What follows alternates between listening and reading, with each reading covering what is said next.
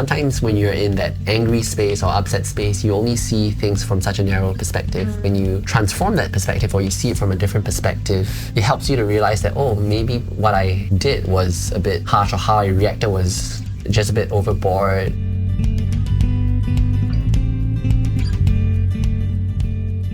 Hello and welcome to the Connect to Marriage podcast. I am Delia and I am your host for this episode. In each episode of the Connect to podcast, we'll be tackling questions that couples ask about marriage, communication and conflict, and so much more. We hope you will keep tuning in to learn with us as you grow closer, deeper and stronger in your marriage. Our topic today is all about overreactions. Why do we overreact so easily to our spouse at times? And what do such incidents tell us about ourselves? In any relationship, big emotions can sometimes get the better of us. So what more in our own marriage? Today we have with us Evans and Estelle, newlywed. Thank you so much for joining us on the Connect 2 podcast. Would you like to introduce yourself? Hey, hi Evans. I'm a teacher. We just got married 1 year ago. We just celebrated our anniversary 2 weeks ago. So I'm Estelle. I am working in IT company. How's it like being married for 1 year? I think it's been good. A lot of changes. I mean, we're still in a period of transitioning, moving house, so that's a bit stressful at the moment, but we're getting there. But we're glad that we have this time to slowly move house rather than, I know a lot of people are like trying to move house and get married all at the same time. So I'm glad we took it slow in that sense. It's really nice because I could see a lot of very warm connections right here in the studio as I observe Evans and Estelle, establishing eye contact and just connecting one another even as we start off this episode. But even though you've only been married for 1 year, I believe you've experienced your fair share of feelings and emotions, the ups and downs. And today, as we delve into this topic of emotions, right, I'd like to hear from you. What does it look like? And share with us some examples of times where you encountered big emotions, whether positive or negative, through the course of your marriage so far. And share with us an example of that. And also, what have you also discovered of each other from the time you were dating to now that you're married in the past year? Yes, so there are obviously moments in our marriage where we have some big feelings and we have to process and we have to sort of figure out, okay, is this feelings just hormonal because I go through a monthly cycle, or is it a deeper issue where it could be a past hurt? There's so many factors to it. I mean, the topic that we were asked was emotional overreaction. Just to define that, refers to disproportionate reactions towards harmless actions or words. So Estelle, I think at one of the dinners we were at, she was just telling everyone, oh, my husband's sleepy, and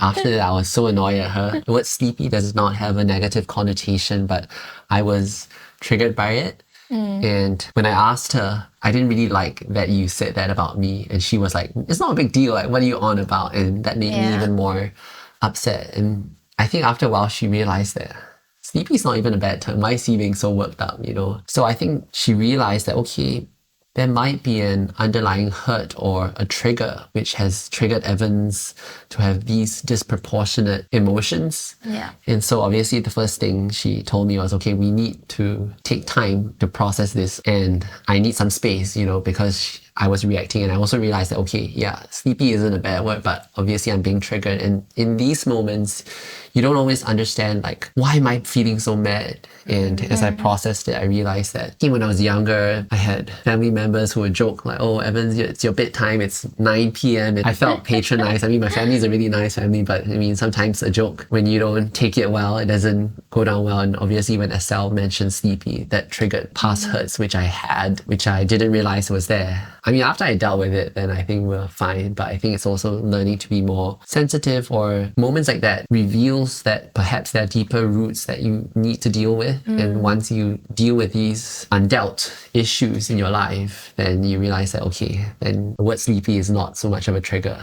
But if you don't deal with it, then it's like a time bomb waiting for someone to step on. Wow, thanks so much for sharing that example. And I mean, even as I hear you share that, right, let's unpack that a bit more, because it sounds like a very deliberate effort made, by the both of you to even pause and have that difficult conversation, right? To even hold that space. I think, Estelle, for you to even have the humility to say that hey, actually, well, it sounded like a harmless word, right? Yeah. But you had that awareness and humility to say that, okay, maybe that is something that might be impacting him, and let's find out more about that.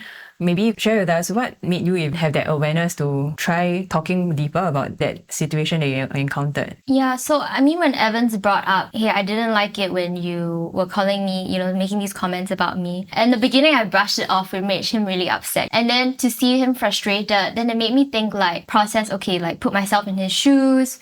If he did the same to me, how would I react? And I was like, actually, if he did the same to me, I wouldn't react the same way. I mean, I would be fine. And then so I brought it back to him. I said, actually, if you did the same thing to me, I wouldn't have reacted the same way. So I genuinely can't understand why this is such a big thing for you. And because of that, I think maybe we need to process this more, because there's definitely more to this than just what we're seeing. And he also had the humility to say, yeah, maybe you're right, because there is something more. And that's where we could hold space for one another and sort of start thinking about, okay, what was that experience that might have happened that caused him to react in such a big way. Yeah, thanks so much for that. And actually, as you share that, it brings a memory for me as well to think about a recent example between my husband and I. It was, my birthday is actually on a very special day of the year. It's like the last day of the year. Okay, so I mean, all these years we've been dating and been married for 9 years, I've always been telling him, hey, if you really want to celebrate, right, must make arrangements ahead of time. Otherwise, reservations, etc. And in particular, for the most recent birthday, we had a third child, so he was still very young, a few months old. And I specifically kept like telling my husband, actually my best birthday gift is I just want to sleep. And just like, that's all I want. I don't even need anything fancy, And I had all these expectations built up in my heart. Like, I think I'm just going to be able to sleep on that day. A special day that I just get to sleep, and maybe he'll take care of the rest, right? But the day started, I just heard screams in the living room, and my kids were just like, they were playing, but after that it escalated in a fight. And that's how my day started, right? So imagine, like, my expectations were elevated. Like, I'm going to sleep, but nope, I was awoken by this ruckus outside. And then I felt so crushed, in a sense, like my disappointment. But after that, it swung to like anger. It was like, why is it like, not possible? So in a sense, I would say it was an overreaction too on my part, because it might seem like it's not that it's just a birthday, but per se, it was a special day.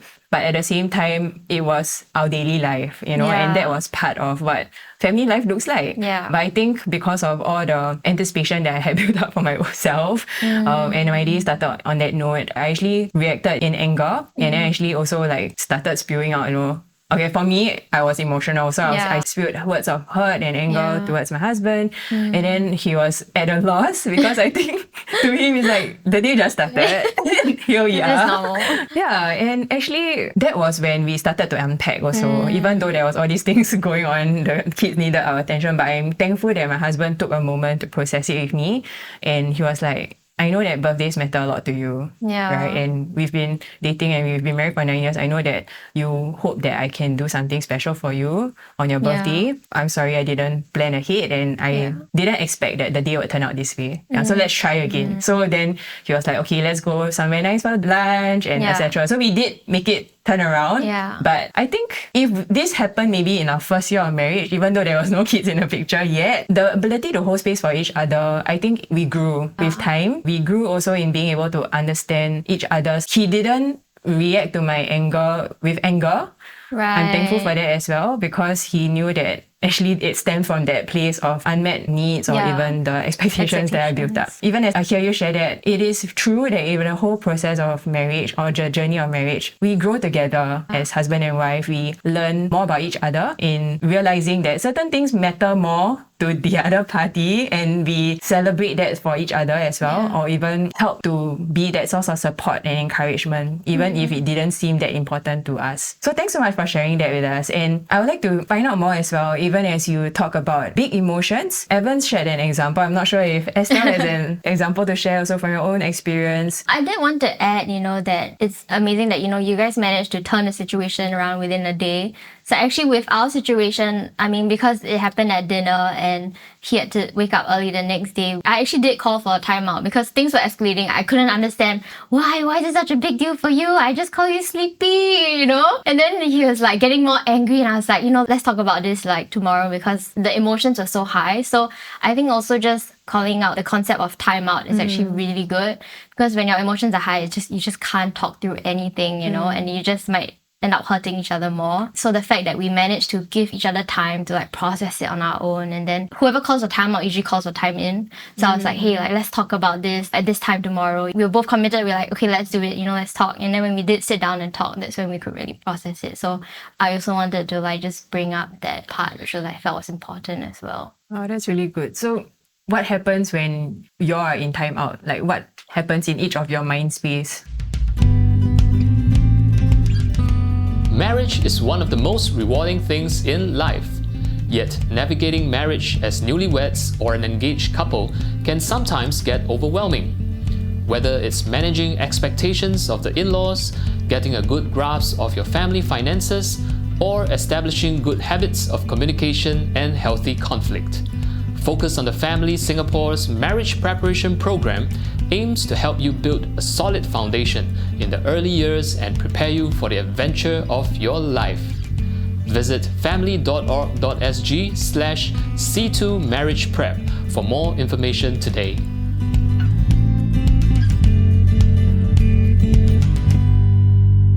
So it's important for you before you meet back to go and process it. It's not like just sweep it under the carpet and when you come back, it's magically solved. If you leave the emotions where it is, it will still be there if you don't deal with it. So one of the ways I do it is I talk to my father. My father is very knowledgeable. He gives me a third party's perspective. That's really important because sometimes when you're in that angry space or upset space, you only see things from such a narrow perspective. When you transform that perspective or you see it from a different perspective, it helps you to realize that, oh, maybe what I did was a bit harsh or how I reacted was just a bit overboard. It helps to put things into perspective, like what my wife did was harmless, or to understand that my wife loves me, she cares for me, she will always want to present me in the best light. She wouldn't want to throw shade at me by saying something about me that will make me look bad in front of others. And when you put that in light and realize that, oh, actually maybe the problem isn't her, it's me, I'm reacting because I've had a bad memory of something that's being triggered at the moment. And then I realized that, okay, I overreacted, before I talked to her. What about you, Estelle? What were you doing during that timeout? So I'm not as good with like dealing with these things. Evans will always remind me like, have you talked to your father yet? Have you, processed it? And I'm like, yeah, okay, I'm gonna do it, For this case, it was easier because it wasn't so much my hurt, but it was just trying to understand my husband's point of view. Yeah, I think at the end of the day, it's also understanding how each other manages, how we deal with conflict. So there's like, you say like some people can escalate, get angry and they escalate. Some people will hide. Some people will like not give like their partner the benefit of the doubt and like think of all these negative things about their partner. So it's also sort of like going against how we want to like naturally, our natural instinct to like run away. So for me, if I was in Evan's shoes, like if there was a situation where Evans was calling me out on something, I'd have a tendency to like want to run away, not want to address it. So I have a really good husband who always like pushes me to, like let's address this, this could be something that we need to process. Yeah, at the end of the day, I am committed to growing. We're both committed to like maturing and growing. So that keeps us going. And I'm glad that we are complementary in that way, that we both don't run and avoid like situations. And that's so interesting, right? Because I think for some of us, we've not seen how conflict is being managed healthily. And as a result, we would very much prefer not to face it head on. Be so much easier to just move on with life and take it as we can get on without addressing it. But yet at the same time, I hear the intent that both of you have. Feel safe to be vulnerable with each other, and at the same time recognize that as we highlight or speak about different things that we're struggling with, it wasn't meant to put down the other party, but it's actually for the good. The individual growth, but actually collective growth as a couple. May I find out from you what motivates you to actually want to get down to the bottom of the triggers? So as much as you would like to say that it's easier to sweep things under the carpet, I think for me it's more difficult to live with the thought like this is unresolved, and then we're like having dinner or we're doing something together and we're like, but we haven't solved this yet, There's it's still in the room. or that issue is still tormenting me in the back of my mind, and when like I'm free and then my mind starts wandering into that pity party or that whole rut where I'm upset, like why did she do that, like I don't understand, and trying to figure out, you know, I'd rather not be in that place. Whereas if there's something that's broken, I know that this is a long-term commitment that I've jumped into. I'm committed to resolving it. I would rather resolve it and let it bother me. I don't know, maybe some people are good at sweeping things under the carpet and they're like, forget about it until it surfaces. But for me, it like stays at the top of my mind. I mean, we know the consequence of sweeping too many things under the carpet, right? It explodes one day. We want to start our relationship on the right note. We've seen like, you know, I've witnessed like couples who have not managed to do that, and it's been very difficult. I mean, it has contributed to a lot of my own cynicism towards marriages also, which I also had to resolve with Evans, you know, when I was thinking about being married to him. Seeing the consequences of that, it's like, no, I really want to work on this, and we know that takes hard work, and there's so much to talk through all the time, like in your marriage, and we're only 1 year in, but we still like, there's so much to learn about each other, so much to talk about, you know. Yeah, like every opportunity that we can talk about it. Evans is more proactive about it. For me, sometimes I like to run, but you know, I'm trying to confront these things. But with every opportunity, we try to grab it because we know that there's a reason why it comes up. As you share that, I'm thinking that it's truly better to resolve a conflict than to dissolve a relationship. And in fact, when we work through these differences or even understanding the triggers of each other, it actually builds resilience in a marriage. Yeah, because it builds trust, and as a result, we are really being able to strengthen that basis or that foundation as we grow further and deeper. So in each podcast, we actually address a frequently asked question that couples have about marriage. And today's question is actually from a listener. She asks, my husband often gets triggered and explodes when I nag at him to do the things he said he would do but have not. So what is wrong with him, or is that the problem with me? Am I doing something wrong by reminding him? What do you think? Well, I think the important thing is how she reminded him, right? And how many times she has reminded him. You know, if she's like nagging you every 5 minutes, have you done this? 1 minute later, have you done this? And her tone is... Tone is important. Yeah, the tone is important. If she has such a condescending tone or frustrated tone, obviously you write off the energy, you get frustrated. I mean, on the other part of the guy's fault, right, is, well, obviously if he says, I'm going to do something, did he give a time frame? Did he say, okay, I will finish this in 1 hour? Because I think we have something similar where if I need to do something, she'll say, I'll do it tomorrow. And then, so I know that I can start bugging her tomorrow, not today.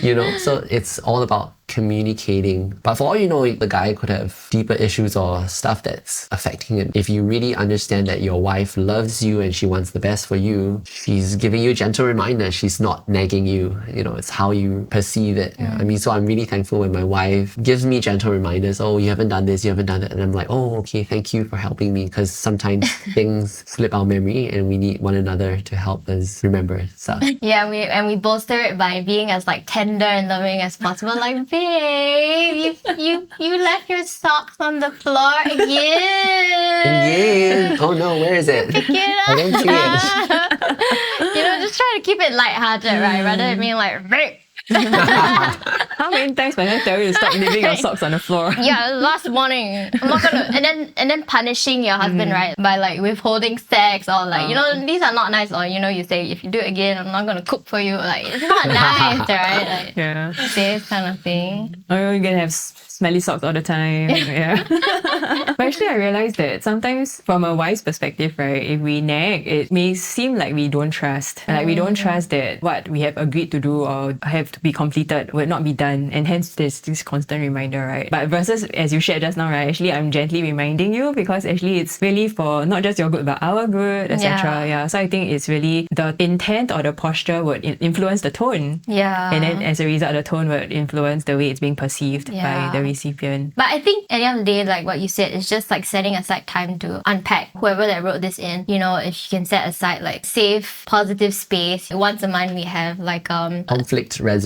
conflict resolution night where we talk through like some things that you can't really talk through like on a, when you're busy in your day-to-day. So that's when we bring up like some of the heavier topics that we want to talk through. Then you can always process this together during that time. And so like, why do you explode, nicer, or like, and then he can understand her perspective. And then when there's mutual understanding, expectations are aligned, then it's more calm, like everything. So actually my question to her, the person who asked this, is did she ever ask her husband why he gets angry when she nags or when she reminds him, Has she like asked him? Like she may be asking you, but maybe sometimes if she asks her husband, maybe the husband says that, oh yeah, because of this, then she knows that, oh, okay. Yeah. Rather than complaining, I mean, sometimes the best person to ask is the person who is upset. That's great. And wow, this conflict resolution night that you mentioned, like it's really interesting because it shows the intentionality and at the same time, the readiness to come into that space. I mean, I'm guessing that it's probably not like, this is my agenda, like point 1, 2, 3, let's address it, versus like, hey, this might be something that is in the air and